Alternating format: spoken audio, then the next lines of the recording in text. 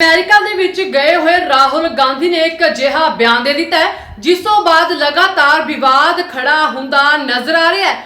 ਇਹ ਬਿਆਨ ਉਹਨਾਂ ਨੇ ਸਿੱਖਾਂ ਨੂੰ ਲੈ ਕੇ ਦਿੱਤਾ ਹੈ, ਜਿਸ ਨੂੰ ਲੈ ਕੇ ਭਾਜਪਾ ਮਨਜਿੰਦਰ ਸਿੰਘ ਸਿਰਸਾ ਨੇ ਇਸ ਦੇ ਉੱਤੇ ਰਾਹੁਲ ਗਾਂਧੀ ਨੂੰ ਨਿਸ਼ਾਨੇ ਤੇ ਲਿਆ। ਉਹਨਾਂ ਕਹਾ ਕਿ ਜਿਹੜਾ ਰਾਹੁਲ ਗਾਂਧੀ ਦੇ ਵੱਲੋਂ ਅਮਰੀਕਾ ਦੇ ਵਿੱਚ ਬਿਆਨ ਦਿੱਤਾ ਗਿਆ, मैं इस बयान की पूरी निखेधी करदा। और की कुछ कहा मनजिंदर सिरसा ने, आओ सुनते हैं।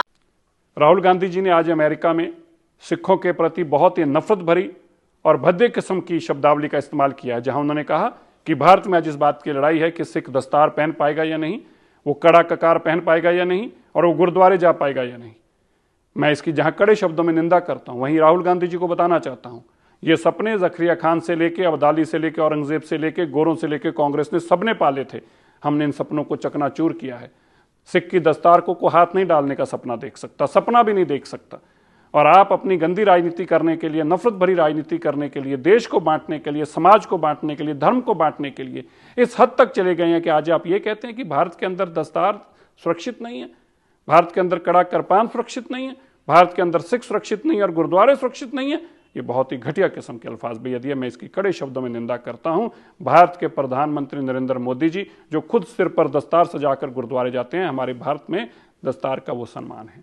इस भारत के अंदर देश के सबसे बड़े पौधों के ऊपर, चाहे राष्ट्रपति हो, प्रधानमंत्री हो, सेना चीफ हो या चीफ जस्टिस हो, उन सब के ऊपर सिख बैठे हैं और हम देश के लोगों को फख्र है, देश के लोगों को मान है सिखों के ऊपर। लेकिन आप अपनी नफरत भरी और गंदी राजनीति के लिए जिस तरह से दस्तार को, कड़े और कृपान को और गुरुद्वारे को आज आपने इस्तेमाल करने की कोशिश की है, मैं फिर से इसकी कड़े शब्दों में निंदा करता हूं और बताना चाहता हूं आपके मन के अंदर जितनी नफरत है सिखों के प्रति, इसलिए सिख चक्रवर्ती क्लास स्टेटमेंट दी जाती है मूर्खता में।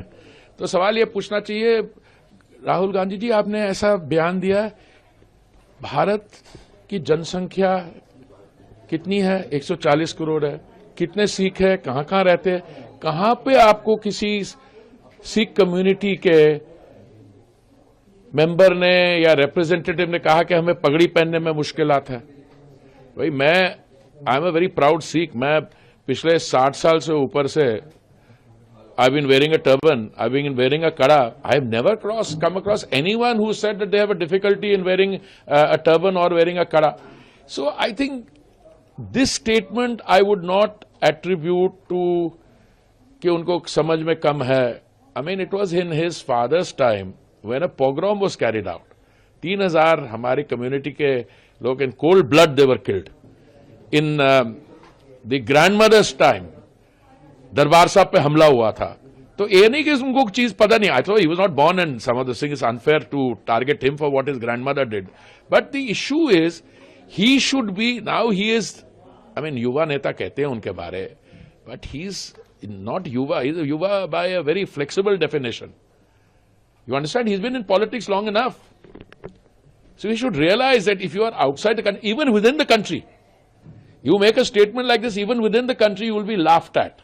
This is a statement which deserves to be condemned in the strongest possible terms, and I think it shows him up that he is not, this is not political immaturity. ये वो क्या कहते थे पप्पू, ये वो वाली चीज नहीं है, ये कुछ और है।